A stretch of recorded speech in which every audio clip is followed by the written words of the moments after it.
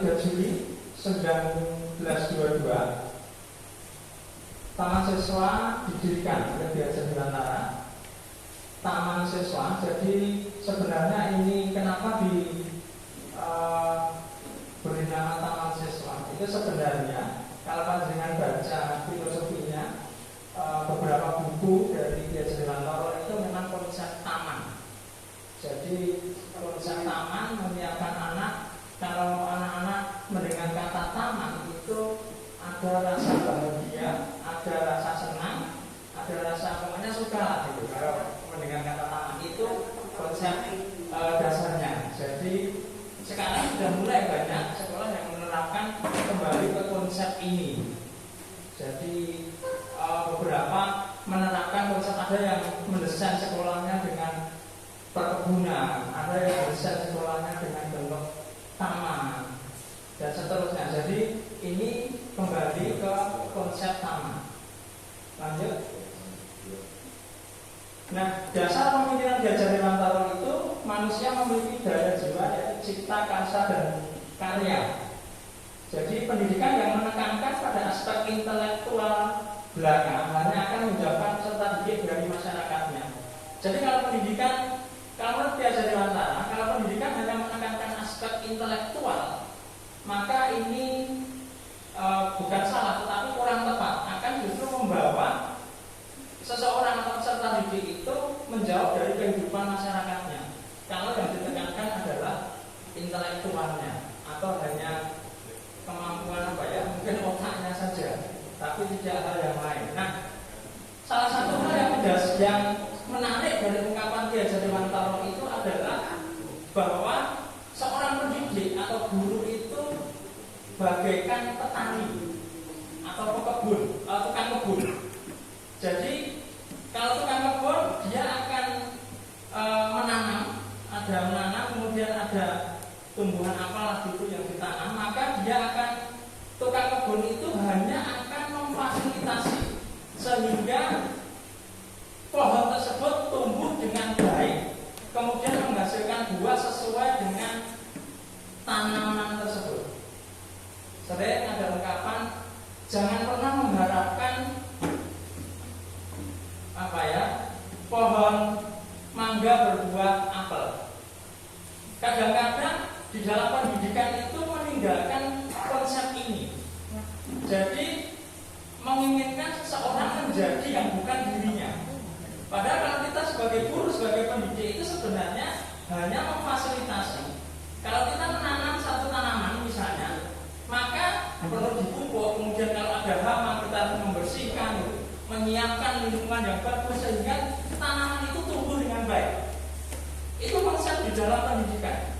Jadi tidak sesuai dengan kalau saya pengennya itu ya tanaman ini nanti menghasilkan apel, padahal yang ditanam itu bukan apel. Nggak tahu ternyata saya kira kalau dibuat supaya jadi apel tetap tidak akan bisa. Ini hal yang mendasar dari pemikiran Ki Hajar Dewantara. Jadi kita bagaikan seorang pekebun lah, tukang kebun. Jadi bukan yang memberikan pertumbuhan, tidak. Bukan yang menjadikan tanaman itu sesuai dengan keinginan kita, tidak. Bahkan kalau kita kita menjadi orang tua juga, kadang-kadang kita mendidik anak kita sendiri ataupun murid-murid kita itu sesuai dengan keinginan kita, bukan sesuai dengan kodratnya atau keadaan anak tersebut. Itu salah satu pemikiran Ki Hajar Dewantara. Yang kedua, yang menjadi pemikiran Ki Hajar Dewantara adalah bagaimana seseorang itu, seorang individu ataupun kelompok orang ataupun masyarakat itu memiliki kodrat alam dan kodrat zaman. Kodrat alam, setiap kita berbeda. Kalau kita di Indonesia mungkin ada 2 musim, ada kemarau, ada hujan gitu. Di negara yang lain ada 4 musim misalnya, atau musim apalah, pokoknya berbeda. Di Indonesia saja satu daerah dengan daerah yang lain bisa berbeda. Maka cara hidupnya, kultur budayanya itu bisa berbeda karena alamnya juga berbeda. Dan di dalam pendidikan juga harus mengerti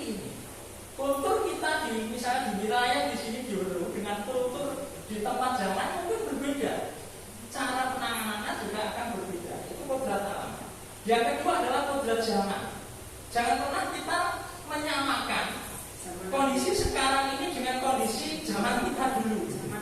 Saya ingat betul pada waktu itu kalau misalnya zamannya pada waktu itu bahkan dipukul oleh guru. Orang nesu ya, saya sampai sekarang juga tidak sakit hati.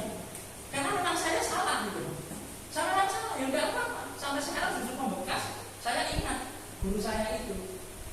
Jadi zamannya sudah berbeda. Zaman dulu saya main game itu, Tetris atau apa itu yang nonton botol pakai itu sudah luar biasa. Sekarang enggak zamannya lagi.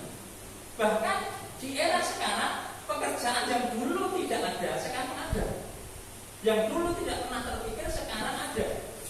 Bahkan diada-adakan mungkin gitu. Yang kita tidak terpikir. Ke depan anak-anak kita, anak didik kita ini juga akan menghadapi satu zaman, satu era yang mungkin mereka akan ketemu dengan pekerjaan yang sekarang belum ada. Kecuali pekerjaan-pekerjaan yang mungkin fundamental, dasar ya. Kayak kita ada menjadi guru, yang menjadi tapi akan muncul banyak sekali pekerjaan yang dulu tidak ada, bahkan sekarang tidak ada. Nah, kita berhadapan dengan kodrat zamannya seperti itu. Kita mengikuti. Makanya banyak sekolah sekarang sudah mengizinkan siswa-siswanya membawa HP, bawa Android. Kita dulu pernah dicoba, tapi karena faktor negatifnya mungkin lebih banyak, makanya kita cut lagi. Mungkin suatu saat kita akan terapkan lagi. Karena zaman mereka ya seperti itu. Kalau kita dulu hidupnya dengan buku teks, sekarang mereka hidupnya dengan Android, dengan internet. Saya sendiri mengalami zaman dulu, saya setiap bulan beli buku minimal 1 buku teks. Sekarang hampir tidak pernah. Terakhir saya beli buku itu 2017. Punya rencana tiap bulan harus beli buku 1 apapun. Itu rencana pribadi. Sekarang sampai sekarang nggak perlu, karena eranya sudah pakai Android, internet sudah cukup. Nah, itu kodrat zaman. Nah, kita menghadapi peserta didik yang seperti ini. Lanjut saja. Itu sekilas tentang pemikiran Gajah Dewata. Masih banyak sekali. Cuman hal yang kedua ini yang akan saya sampaikan. Budaya positif di sekolah. Lanjut apa? Materi pokok ada 6 hal yang akan saya jelaskan ini nanti. Perubahan paradigma, yang kedua konsep disiplin positif dan motivasi, yang ketiga keyakinan kelas, yang keempat pemenuhan kebutuhan dasar, yang kelima 5 posisi kontrol, yang keenam segitiga restitusi. Yang pertama kita akan lihat perubahan paradigma. Lanjut. Ilustrasi tangan mengepal. Bapak Ibu sekarang coba mempraktekkan, membayangkan di tangan panjenengan menggenggam satu hal atau satu barang yang paling berharga di hidup panjenengan. Sesuatu yang paling berharga. Karena bayangkan genggam duit orang tahu duit itu ya. Coba praktekkan, pegang dengan tenang. Oke? Setelah itu terserah mau memakai. Pokoknya ini pegang dengan tenang, itu paling berharga.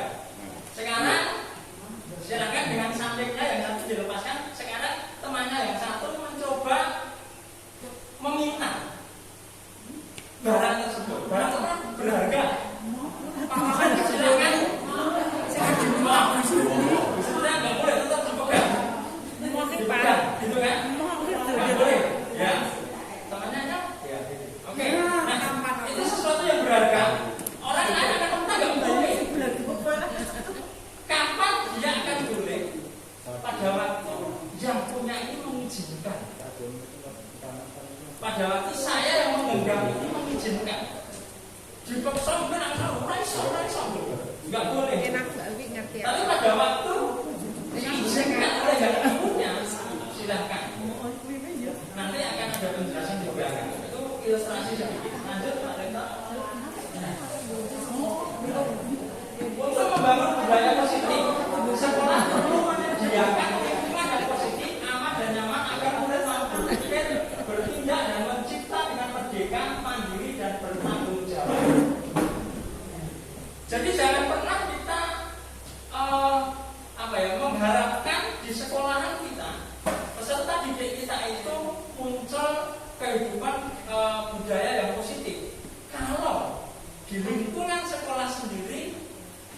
disiapkan, tidak mendukung dengan budaya yang positif tersebut.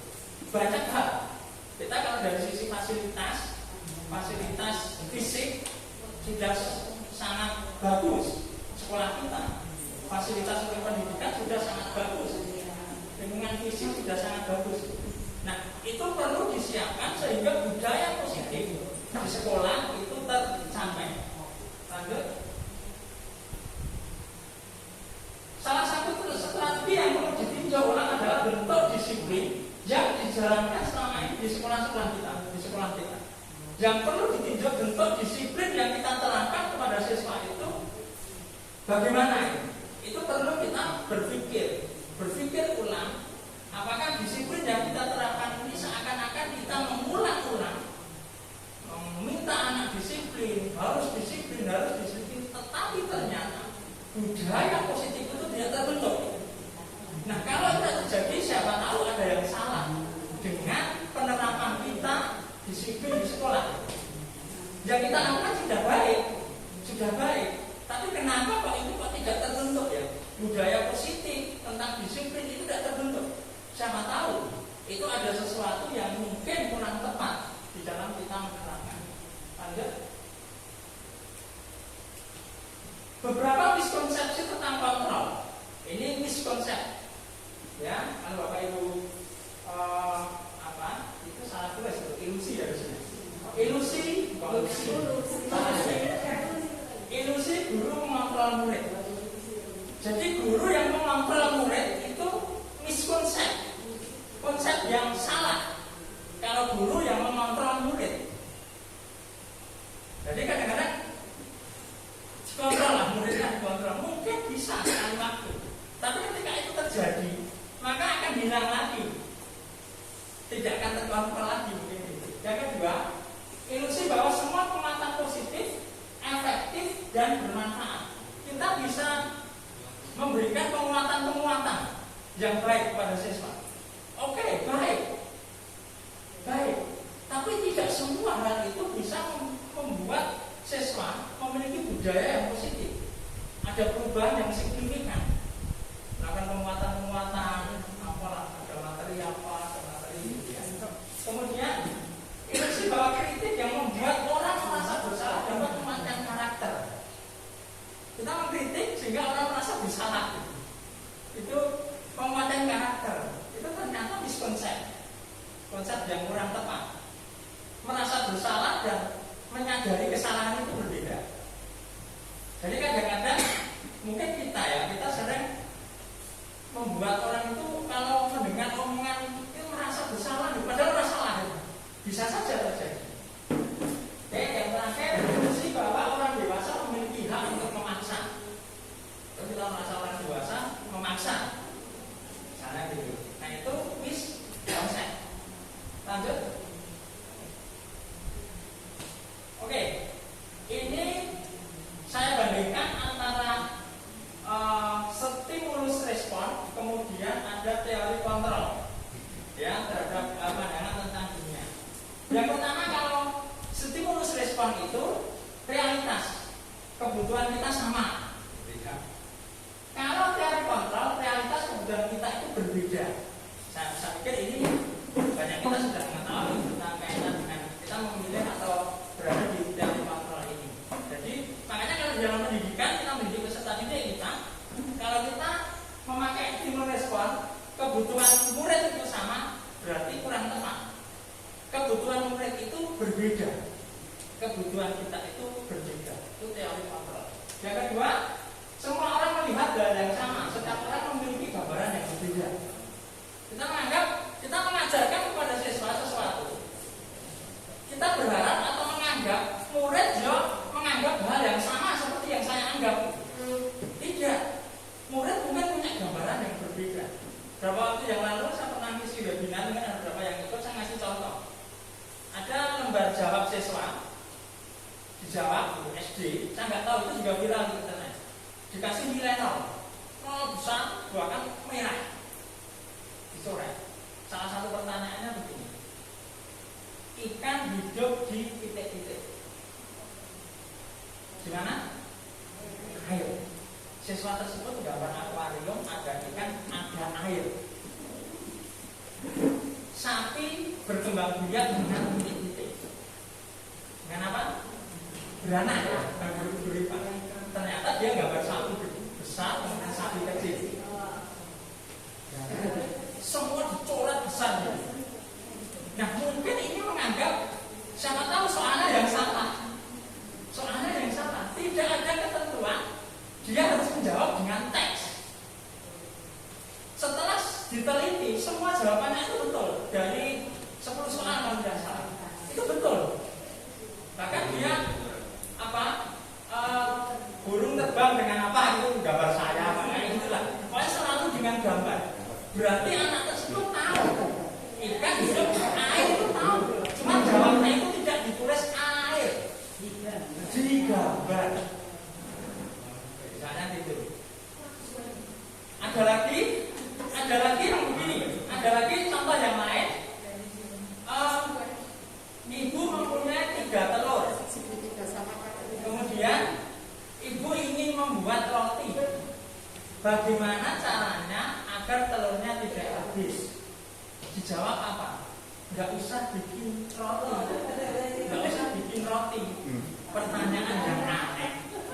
Jawaban muridnya seperti itu. Betul kan? Dia punya kalau telurnya nggak habis, nggak usah bikin roti. Mungkin contoh-contoh bagaimana pandangan kita itu bisa berbeda. Nanti harus kontrol. Itu berarti mengerti. Berarti saya mengerti bahwa pandangan siswa, pemahaman siswa itu bisa berbeda dengan pemahaman saya. Dengan harapan saya itu bisa berbeda. Masa berupaya ini orang mudeng loh, malih. Padahal memang betul-betul orang mudeng. Orang ngerti gitu. Oke, kemudian apa lagi ya? Kita juga membawa orang yang berpendapat sama dengan kita. Oke, kita lewati perilaku buruk dilihat sebagai suatu kesalahan. Semua perilaku memiliki tujuan. Seringkali kita fokusnya kalau peserta didik atau orang lain itu berperilaku buruk, ingin salahan. Tidak pernah kita bertanya atau mencari tahu kenapa, tujuannya apa dia berlaku seperti itu. Tujuannya apa? Ada yang berapa waktu yang lalu mungkin Bapak Ibu dulu pernah ngalami juga. Siswa itu senang nek ditonton ke kelas. Senang. Ada yang senang. Karena tidak membawa tugas atau tidak membawa alat apa gitu misalnya. Tuku ya tuku. Minggu sesuk ora nggawa nek. Gunung dipawe. Ternyata ya saya pengen keluar Pak. Ketika ditanya, saya pengen keluar Pak, pengen enggak ikut pelajaran, makanya saya enggak bawa gitu. Maka bukan keluar, dia punya tujuan. Walaupun tujuannya salah, tapi paling tidak tahu tujuannya apa, kenapa dia tidak membawa itu misalnya. Oke, jadi ada konsep bahwa kalau kita menemukan ada peserta didik kita yang mungkin berperilaku buruk, cari tahu punya tujuannya apa gitu. Cari perhatian. Dulu kan ada juga ya siswa perilakunya apa, ternyata cari perhatian. Ketika nggak diminta digagas, mari dewe. Ketika di kelas begini Bapak Ibu, kita sering menemukan ada siswa yang cari perhatian misalnya, berperilaku buruk aneh. Tapi ketika kita pura-pura orang gagas, tenang deh, bisa. Oke, lanjut. Saya bisa mengontrol orang lain, Anda tidak bisa mengontrol orang lain. Tadi kita digawa tadi. Jaluk, iso. Yang bisa mengontrol ya dia sendiri. Orang kita nggak bisa mengontrol orang lain, tidak bisa. Pemaksaan Anda pada saat ujian gagal dipaksa itu. Kalau kolaborasi dan konsensus menciptakan pilihan-pilihan baru. Model berpikir penangkapan itu yang stimulus respon. Kalau yang teori kontrol itu berpikir menang, win-win. Lanjut, Pak Reta. Konsep disiplin positif dan motivasi. Bagaimana cara membuat murid disiplin? Ini perenungan kita. Siapakah yang bisa mendisiplinkan murid? Apakah guru yang bisa mendisiplinkan murid? Atau kepala sekolah? Atau orang tua murid? Atau murid itu sendiri? Mengapa Kenapa? Ini pertanyaan yang menjadi perenungan kita. Yang bisa mendisiplin murid itu siapa? Guru, orang tua, kepala sekolah, atau diri sendiri? Ya, itu perlu kita renungkan. Makanya kita bisa membuat satu konsep disiplin. Sekolah bukan aturannya strict. Gitu. Itu juga bidang lagi. Berapa waktu yang lalu ada yang ikut webinarnya SMA Siti Asya ya. Ada yang pernah ikut. Saya pernah ikut kan masa pandemi. Pada waktu masa ketemu itu disiplinnya luar biasa. Setelah masa pandemi ternyata juga ada siswa yang balik lagi ke kehidupan yang mungkin tidak disiplin seperti pada waktu di asrama. Ya. Lanjut. Ketika mendengar kata disiplin, apa yang terbayang di benak Anda? Apa yang terlintas di pikiran Anda, di pikiran kita? Kebanyakan orang akan menghubungkan kata disiplin dengan kata tata tertib, teratur, kepatuhan atau aturan. Bahkan berhubungan dengan kata hukuman. Padahal itu sungguh berbeda. Karena belajar tentang disiplin positif tidak harus memberi hukuman. Justru itu adalah salah satu alternatif terakhir. Dan kalau perlu tidak digunakan sama sekali. Itu alternatif terakhir, hukuman. Kalau perlu tidak digunakan sama sekali untuk membentuk disiplin positif. Lanjut. Kita lihat pemikiran Dewantara. Di mana ada kemerdekaan, disitulah harus ada disiplin yang kuat. Sesungguh pun disiplin itu bersifat self-disiplin. Disiplin, yaitu kita sendiri yang mewajibkan kita dengan sekeras-kerasnya. Tetapi itu sama saja. Sebab jika kita tidak cakap melakukan self-disiplin, wajiblah penguasa lain mendisiplin kita. Dan peraturan demikian itulah harus ada di dalam suasana yang merdeka. Jadi yang jauh lebih penting adalah disiplin diri. Jadi muncul dari dirinya. Makanya dikatakan di situ kalau dia tidak bisa maka ada penguasa lain. Pada waktu itu memang kaitannya dengan kemerdekaan sebenarnya. Cuma ini masih berlaku sampai sekarang. Jadi self disiplin. Lanjut. Adapun dari sini kata merdeka menurut Ki Hajar, Mardika, ini ada putri ya. Saya isin nanti. Mardika itu jarwono orang mau ngelepasin pangkrek ini uga kuat kuasa mandiri priyangga. Merdeka itu artinya tidak hanya terlepas dari perintah, akan tetapi juga cakap buat memerintah diri sendiri. Jadi merdeka itu kata merdeka. Lanjut. Motivasi perilaku manusia. Nah, motivasi ini menurut Diana Bosan dalam bukunya itu ada 3 alasan motivasi perilaku manusia, perilaku kita dan juga perilaku peserta didik kita. 1, untuk menghindari ketidaknyamanan atau hukuman. Motivasinya agar nyaman saja, menghindari ketidaknyamanan atau menghindari hukuman. Kemudian untuk mendapatkan imbalan atau penghargaan dari orang lain, mendapatkan imbalan atau penghargaan, mendapatkan pujian dari orang lain. Itu motivasinya. Oh dia belajar rajin, itu agar dihargai, agar dihormati mungkin gitu motivasinya. Yang terakhir untuk menjadi orang yang mereka inginkan dan menghargai diri sendiri dengan nilai-nilai yang mereka percaya. Mereka itu artinya orang tersebut. Kalau kita berarti kita. Jadi menjadi orang yang menjadi inginkan sesuai dengan nilai-nilai, sesuai dengan keyakinan yang ada. Jadi bukan karena penghargaan, bukan karena dihargai orang lain, bukan karena takut hukuman, bukan karena agar merasa nyaman, enggak. Tapi berangkat dari nilai-nilai, dari keyakinan-keyakinan yang dibangun di dalam dirinya. Lanjut. Tujuan dari disiplin positif adalah menanamkan motivasi yang ketiga. Yang ketiga tadi pada murid-murid kita, yaitu untuk menjadi orang yang mereka inginkan dan menghargai diri sendiri dengan nilai-nilai yang mereka percaya.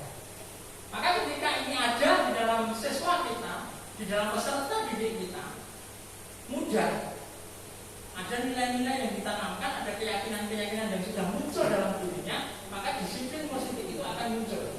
Bukan karena terpaksa, bukan karena takut hukuman, bukan agar nyaman saja, biar dihargai, biar dipuji, tidak. Itu yang ketiga. Lanjut. Sekarang hal yang ketiga adalah keyakinan kelas. Keyakinan kelas. Lanjut. Pertanyaan perenungan.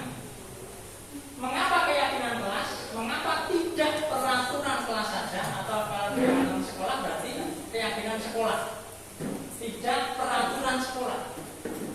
Mengapa adanya keyakinan kelas penting untuk terbentuknya sebuah budaya positif? Bagaimana mewujudkan sebuah keyakinan kelas yang efektif? Lanjut, saya akan jelaskan. Pertanyaan berikut adalah, mengapa kita memiliki peraturan tentang penggunaan helm? Penggunaan helm pada saat mengendarai kendaraan motor misalnya, roda 2. Kemungkinan jawaban kita adalah keselamatan. Pertanyaan berikutnya misalnya, mengapa kita memiliki peraturan tentang penggunaan masker dan mencuci tangan setiap saat? Mungkin jawaban Anda adalah untuk kesehatan dan atau keselamatan. Penggunaan helm, menggunakan helm itu peraturan. Itu peraturan. Menjaga misalnya gini, datang ke sekolah tepat waktu itu peraturan. Nah, kita perlu membangun keyakinan kelas. Keyakinan itu yang mendasari. Kalau dia punya keyakinan, jadi peraturan itu seharusnya berangkat dari keyakinan kelas yang dibangun, kemudian muncul detail peraturannya. Jadi yang kita mulai bangun pada peserta didik kita, nanti Bapak Ibu wali kelas misalnya gitu, atau kita bisa lebih lanjut, ada keyakinan sekolah itu, keyakinan apa, mungkin hanya 2, 3, atau 4 keyakinan sekolah yang itu bisa mendasari siswa memiliki budaya yang positif nantinya. Kalau penggunaan helm itu kan peraturannya, keyakinannya kaitan dengan keselamatannya. Ya, berarti ketika itu kan kaitan dengan menggunakan helm, tidak kebut-kebutan dan seterusnya, itu peraturannya. Keyakinannya kaitan dengan keselamatan dia. Kalau yang bawah tentang kesehatan misalnya, itu keyakinannya. Lanjut dulu. Keyakinan bersifat abstrak daripada peraturan yang lebih rinci dan konkret. Jadi keyakinan itu bersifat abstrak. Jadi bukan hal yang konkret. Keyakinan kelas berupa pernyataan-pernyataan universal. Nanti kalau sekolah kita misalnya bagian kurikulum juga bisa kita membuat satu formula, maka setiap kelas bisa kita tempelkan keyakinan kelas misalnya. Nanti bisa dibentuk dalam kata-kata baru muncul nanti ada peraturan. Tapi selama ini kita peraturan sekolah atau peraturan kelas yang ada. Keyakinan kelas hendaknya tidak terlalu banyak sehingga mudah diingat dan dipahami oleh semua warga sekolah atau warga kelas. Keyakinan kelas sebaiknya sesuatu yang dapat diterapkan di lingkungan tersebut. Jadi yang dapat diterapkan di sekolah kita. Semua warga kelas, warga sekolah hendaknya ikut berkontribusi dalam pembuatan keyakinan kelas lewat kegiatan surat pendapat. Jadi bahkan peserta didik pun nanti akan dilibatkan dalam membentuk keyakinan kelas. Yang terakhir, bersedia meninjau kembali keyakinan kelas dari waktu ke waktu. Jadi kita akan tinjau kembali keyakinan kelas yang kita bentuk nantinya. Lanjut. Nah ini contoh 2 sekolah. Ini saya hanya mau paste. Yang pertama, datang tepat waktu mengucapkan salam yang sebelah sana ya. Kemudian menjaga kebersihan sekolah, berdoa sebelum dan sesudah kegiatan, aktif dalam pembelajaran tertib. Kira-kira itu peraturan atau keyakinan? Yang sebelah sana. Nah, di sini kami guru dan murid yang saling menyayangi, kami murid yang semangat belajar, kami murid yang peduli dengan teman-teman. Ini keyakinan atau peraturan? Keyakinan. Nah, maksudnya seperti ini. Jadi kita membentuk satu keyakinan kelas, sekolah. Kami guru dan murid yang saling menyayangi. Ketika anak berkelahi, nanti kembalikan keyakinan kelasnya apa? Loh, nggak saling menyayangi kok berkelahi? Di aturan kita ada, di peraturan yang kita terbitkan dari SSMA ada kaitan dengan berkelahi ada aturannya. Kemudian ada sekolah dan seterusnya. Itu peraturan yang muncul dari mungkin keyakinan kelasnya di sini. Nah, kita mencoba membangun keyakinan kelas ini, sehingga anak akan dikembalikan ketika ada masalah, dikembalikan ke keyakinan kelasnya apa. Oke, itu contoh lanjut. 5 kebutuhan dasar manusia. Lanjut. 5 kebutuhan dasar. Seluruh tindakan manusia memiliki tujuan tertentu. Seluruh tindakan manusia memiliki tujuan tertentu. Semua yang kita lakukan adalah usaha terbaik kita untuk mendapatkan apa yang kita inginkan. Ketika kita mendapatkan apa yang kita inginkan, sebetulnya saat itu kita sedang memenuhi satu atau lebih dari satu kebutuhan dasar kita sebenarnya. Lanjut, lalu kebutuhan dasar manusia itu apa? 5 kebutuhan itu ada cinta dan kasih sayang, penguasaan, kebebasan, kesenangan, dan bertahan hidup. Ini 5 kebutuhan. Jadi pada waktu kita menghadapi nanti, memang saya tidak jelaskan prinsipnya, biasa sekali materi ini. Kita ketemu dengan siswanya kok berakil, baik. Kalau bulan Melayu, dalam saya ini. Ada kebutuhan dasar yang dia tidak terpenuhi. Ya, contohnya misalnya ada kesenangan. Oh yo, misalnya gitu. Kemudian setelah melalui proses panjang, akhirnya dialihkan. Oh ternyata dia lomba lari misalnya. Setelah ini dapat dulu gesit atau permainan apa misalnya gitu. Nah ini kebutuhan dasar. Kemudian ada penguasaan. Penguasaan itu apa ya?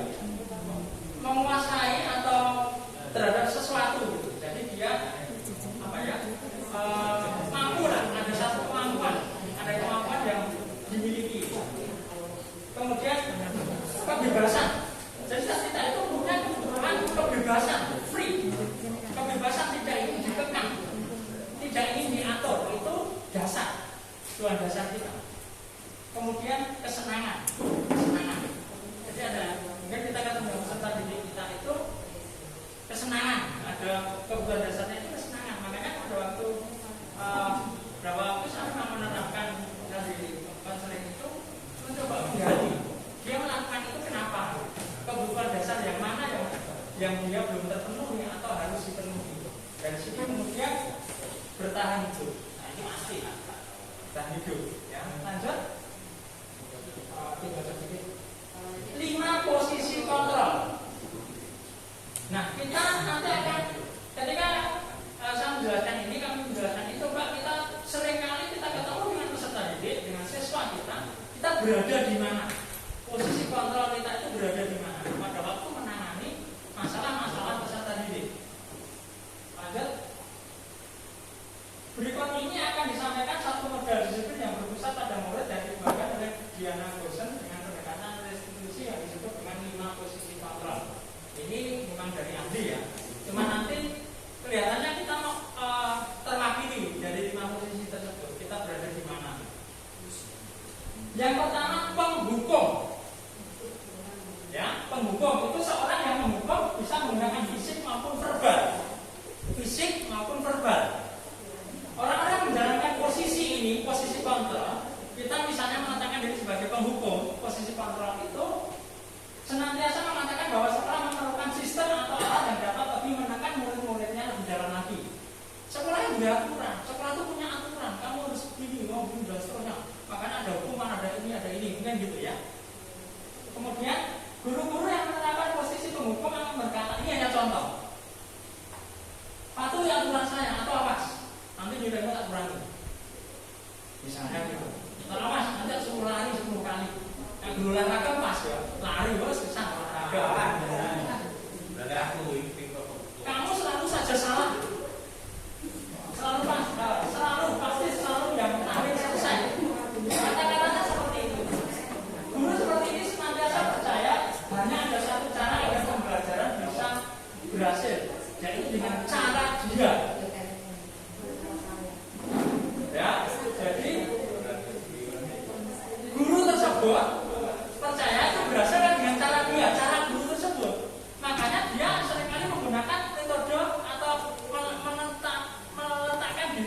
penghukum tadi. Ini harus dengan caraku. Gitu. Harus begini mungkin ya. Lanjut posisi kontrol yang kedua. Membuat orang merasa bersalah. Posisi kontrol yang kedua. Pada posisi ini biasanya guru akan bersuara lebih lembut, membuat orang merasa bersalah, akan menggunakan keheningan yang membuat orang lain merasa tidak nyaman, bersalah atau rendah diri. Kata-kata yang keluar dengan lembut akan seperti ini. Oh bu, ibu sangat kecewa dengan kamu. Berapa kali bapak harus memberitahu kamu ya? Semini. Oh. Gimana coba? Gimana coba? Coba ingat. Nek wong tuamu ngerti kowe berbuat seperti itu. Posisi kontrol kita bisa seperti itu, membuat orang merasa bersalah dengan kata-kata kita. Ada kalau siswa kita itu ada temperamen melankolis, gampang banget membaca sama nangis itu gampang banget di bawah pertanyaan-pertanyaan merasa bersalah, nangis kan baru ke foto aja. Gimana coba? Di posisi ini murid akan memiliki penilaian diri yang buruk tentang diri mereka, merasa tidak berharga dan telah memberikan orang-orang bersama. Jadi posisi kontrol yang kedua ini membuat peserta didik atau membuat orang lain dia caranya merasa bersalah. Yang no, kontrolmu kerja iso akan gini. Nek kaya kowe nanti terus piye? Ora tersanti. Nah itu posisi kita kontrol bisa menempatkan diri seperti itu kan? Langsung, wah, oh jangan nangis. Sesuatu kita bisa sampai nangis, merasa bersalah. Posisi yang ketiga, posisi kontrol. Yang ketiga, teman. Sebagai teman, guru pada posisi ini tidak namun akan tetap berupaya mengontrol posisi teman pada guru bisa negatif maupun positif. Positif di sini berupa hubungan baik yang terjalin antara guru dan murid. Guru di posisi teman menggunakan hubungan baik dan memohon untuk memengaruhi seseorang. Mereka akan berkata, ayolah bantu, dulu berapa nak? Akrab mungkin gitu ya. Kemudian, ayo ingat tidak baca doa saya. Ayo enggak, saya bantu. Posisi teman kalau menempatkan diri sebagai teman. Posisi teman. Ya. Oke. Hal negatif. Jadi posisi teman adalah bila suatu saat guru tersebut tidak membantu maka murid akan kecewa dan berkata, saya pikir bapak ibu teman saya. Nah itu negatifnya seperti itu. Lanjut. Posisi kontrol yang keempat. Monitor atau pemantau. Memonitor berarti mengawasi. Pada saat kita mengawasi, kita bertanggung jawab atas perilaku orang-orang yang kita awasi. Posisi pemantau berdasarkan pada peraturan atau konsekuensi. Jadi memantau, ya. Kemudian dengan menggunakan sanksi atau konsekuensi, kita dapat memisahkan hubungan pribadi dengan murid. Sebagai seorang yang menjalankan posisi pemantau, pertanyaan yang diajukan biasanya peraturannya apa? Ya, apa yang harus melakukan? Memantau. Kemudian sanksi atau konsekuensinya apa? Jadi dihubungkan dengan peraturannya apa? Dia memantau kan bahwa apa? Konsekuensinya apa? Oh berarti kamu harus gini. Ini loh aturannya. Kalau ada skor, kamu di skor seperti ini. Memantau. Seorang pemantau sangat mengandalkan perhitungan catatan data yang dapat digunakan sebagai bukti atas perilaku seseorang. Biasanya posisi kita kalau kita sebagai pemantau ini catatannya detail banget. Catatannya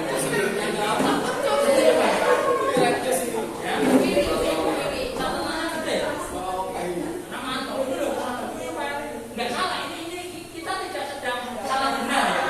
Kita tidak salah benar. Tapi nanti coba kita menempatkan diri posisi di mana yang pada waktu selanjutnya. Yang terakhir, lanjut sebagai manajer.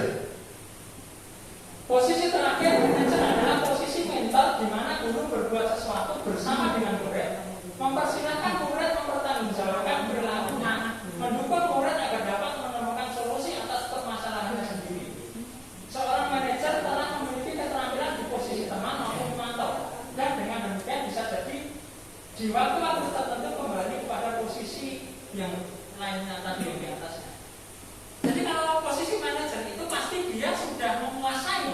sebagai pemantau ini bagaimana? Berarti dia sudah punya catatan detail juga. Posisi temannya juga bisa. Jadi tidak kata-katanya tajam, menyakiti, mungkin gitu ya. Jadi menempatkan posisi dengan bahasa yang lembut sebagai teman.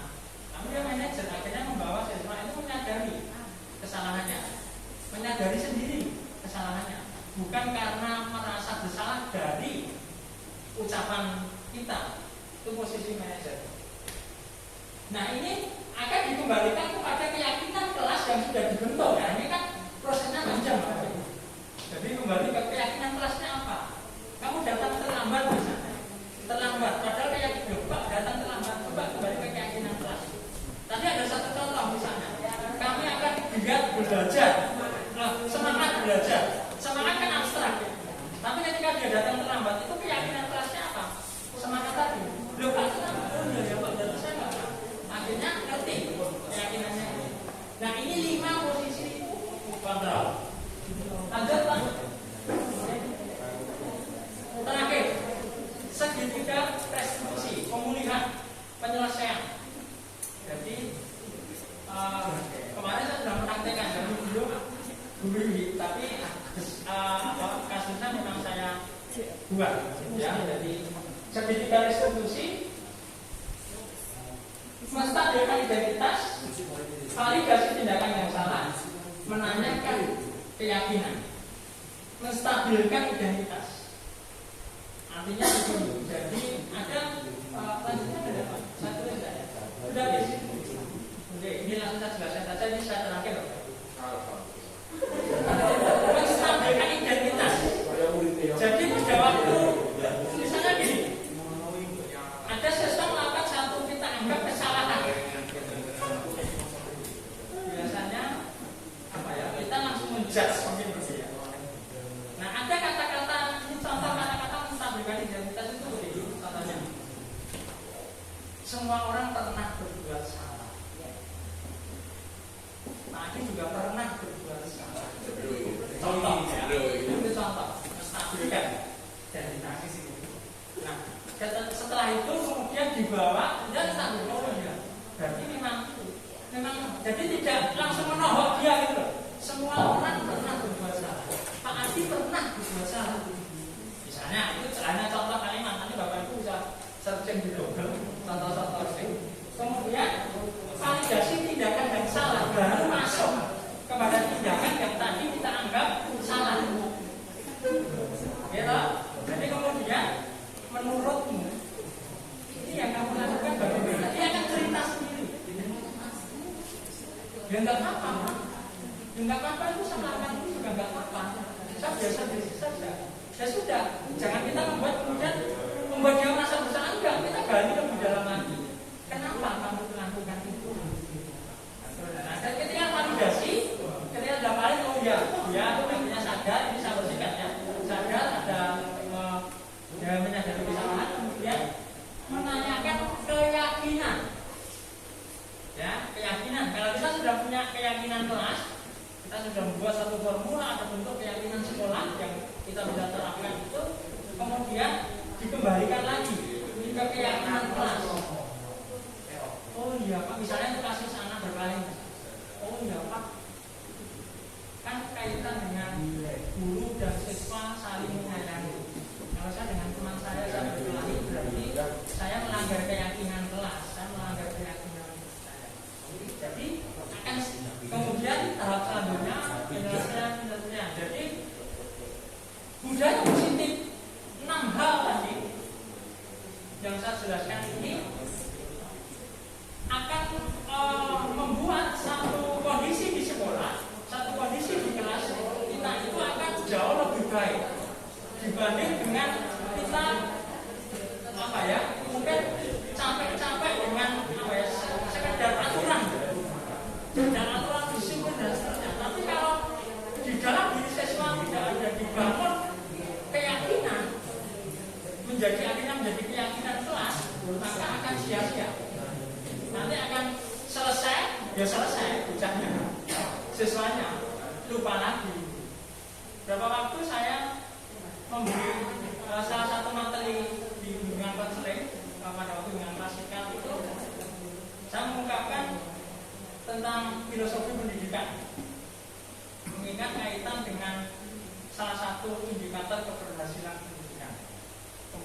sampel atau memberi contoh kepada siswa karena siswa kita salah satu gitu. Saya waktu itu memberi contoh begini, pendidikan SMP 1 mungkin belum berhasil ketika kalian, gitu, saya mengatakan ke siswa begitu, ketika naik motor di ruang kelas di trail ngebreng seperti itu, nilaimu 90, nilaimu bahkan 100, tapi kalau seperti itu pendidikan belum berhasil. Contoh seperti itu. Jadi satu perubahan nanti kita tidak akan capek ketika ini kita bangun. Ini memang terus menerus, tidak bisa person kita sendiri harus kolaboratif. Seluruh kita elemen sekolah kita bangun bersama-sama bentuk suasana yang positif, lingkungan yang positif, lingkungan yang nyaman, sehingga budaya positif di siswa kita ini tercapai. Saya pikir itu yang bisa saya sampaikan. Semoga menjadi inspirasi kita, dan nanti atau besok saya memang akan minta bantuan 3 orang dulu, nanti mungkin guru BK dan 1 guru yang lain untuk evaluasi saya, kemudian nanti ada siswa, nanti kepala sudah ada form, karena besok Senin Bu sekaligus matur nanti akan ada pendampingan dari Pak Mendagri. Jadwal saya besok Senin, jadi setelah selesai ini ada pendampingan evaluasi. Begitu Bapak Ibu, terima kasih atas perhatiannya. Mohon maaf apabila kata-kata saya tidak tepat atau menyinggung atau yang lainnya.